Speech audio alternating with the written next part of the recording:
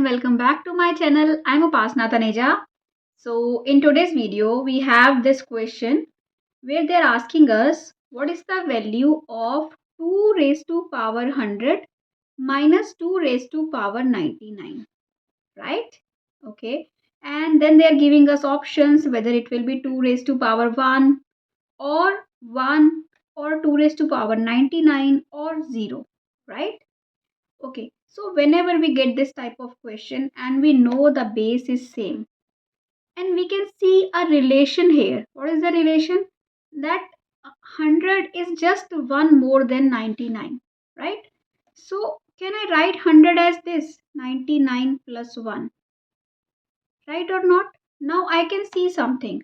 Can I write like this 99 plus 0 and 99 plus 1, right?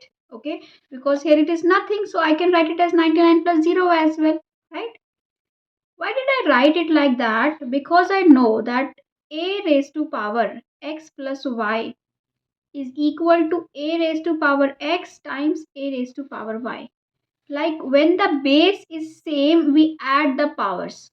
So when you see a raised to power something in addition, power is in addition, right? So I can break it like this, okay? So what will I do? I will write it as 2 raised to power 99 times 2 raised to power 1. And this I will write 2 raised to power 99 times 2 raised to power 0, right? Okay. Now I can see that 2 raised to power 99 is common in both of the terms. So I will take it out common and inside the bracket we are left with this, right? So that means 2 raised to power 99, 2 raised to power 2 is 2, 2 raised to power 1 is 2 and 2 raised to power 0 is 1. So that means 2 raised to power 99 times 1 and our answer is 2 raised to power 99, right?